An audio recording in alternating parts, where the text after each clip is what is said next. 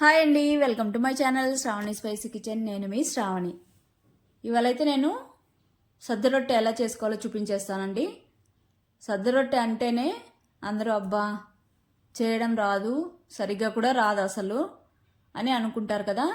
ఇదైతే మనం చపాతీ ఎంత ఈజీగా చేస్తామో సేమ్ అలానే ఎన్ని రొట్టెలైనా ఈజీగా ఒక్కరే చేసేసుకోవచ్చు. అస్సలు ఏమీ కష్టం కూడా కాదు, ఈజీగా చేసేసుకోవచ్చు. తప్పకుండా అయితే ఈ ప్రాసెస్లో ఒకసారి ట్రై చేయండి.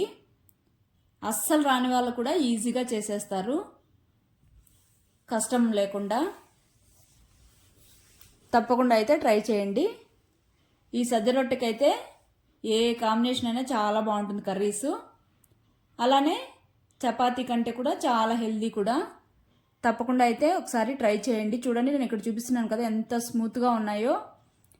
అస్సలు ఈవినింగ్ వరకు అయినా కూడా అలానే సాఫ్ట్గా ఉంటాయి. లేట్ చేయకుండా అయితే ప్రాసెస్లోకి అయితే వెళ్ళిపోదాం. ముందుగా పాన్ పెట్టుకొని 1 కప్పు వాటర్ వేసుకోవాలి. తర్వాత కొద్దిగా సాల్ట్, నేను 1/2 స్పూన్ నెయ్యి వేసాను. వద్దనుకుంటే స్కిప్ చేయొచ్చు, నెయ్యి వేయకపోయినా ఏం పర్లేదు, జస్ట్ నేను ఫ్లేవర్ కోసం వేస్తున్నాను అంతే. తర్వాత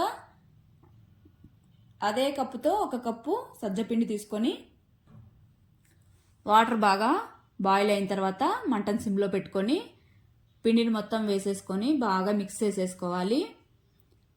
తర్వాత స్టవ్ ఆపేసి మూత పెట్టేసుకొని ఒక 10 మినిట్స్ రెస్ట్ వదిలేయాలి. చాలా వేడిగా కూడా ఉంటుంది. తర్వాత కౌంటర్ టాప్ మొత్తం బాగా క్లీన్ చేసేసుకొని పిండిని మొత్తం వేసేసుకోవాలి దాని మీద. ఇప్పుడైతే ఈ పిండిని మనము ఎంత నీట్ చేసుకుంటే చేత్తో బాగా అంత బాగుంటుంది. స్క్రాచెస్ కూడా ఏమీ ఉండవు. కాబట్టి పిండిని బాగా ఇలాగా కలుపుతూ చేత్తో ఒత్తుకోవాలి బాగా. కొద్దిగా వేడిగానే ఉంటుంది, వేడి మీద చేస్తేనే సాఫ్ట్గా ఉంటాయి ఇవైతే. మరీ వేడిగా ఉంటే కాస్త చల్లారిన తర్వాత ఇలాగా మొత్తం నీట్ చేసేసుకొని చిన్న చిన్న బాల్స్ లాగా డివైడ్ చేసేసుకోవడమే. ఇక్కడ నేనైతే చపాతీ సైజ్ చేస్తున్నానండి. మీరు ఎంత సైజ్ చేసినా స్క్రాచెస్ లేకుండా ఈజీగా రోల్ చేసేసుకోవచ్చు, అంత ఈజీగా ఉంటుంది.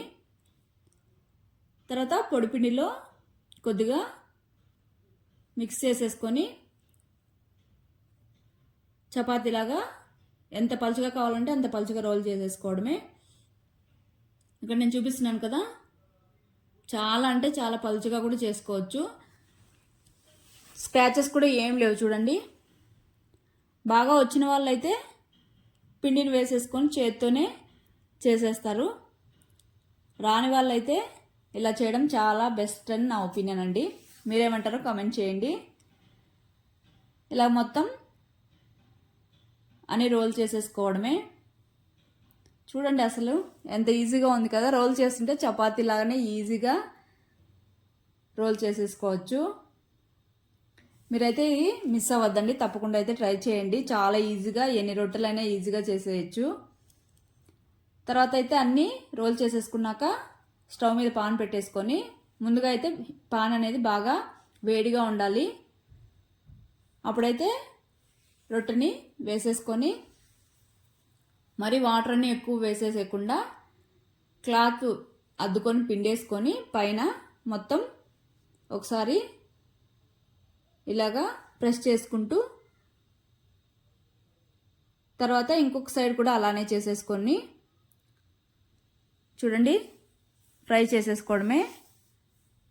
ఎంత బాగా పొంగుతున్నాయో చూడండి, పూరీలాగా. అంతే సాఫ్ట్గా కూడా ఉంటాయండి. చల్లారాక కూడా హార్డ్గా కావు, అంతే సాఫ్ట్గా ఉంటాయి. ఇలాగే మిగిలిన రొట్టెలన్నీ నేను చూపిస్తున్నాను కదా అలానే కుక్ చేసేసుకొని పక్కన పెట్టేసుకోవడమే. వేడిగా తిన్నా చల్లారాక తిన్నా ఎలా తిన్నా సాఫ్ట్నెస్ అనేది అస్సలు తగ్గదు. పిల్లలకు పెట్టడం వల్ల కూడా చాలా మంచిది. కనీసం ఇలా తినడం వల్ల అయినా హెల్త్కి అయితే చాలా మంచిది. తప్పకుండా అయితే ట్రై చేయండి. ట్రై చేశాక మీకు ఎలా వచ్చిందో కామెంట్ చేయడం మాత్రం మర్చిపోకండి. నచ్చినట్టయితే సబ్స్క్రైబ్ చేసుకోండి. Okay bye. Thank you for watching. Please నచ్చినట్టయితే సబ్స్క్రైబ్ చేసుకోండి.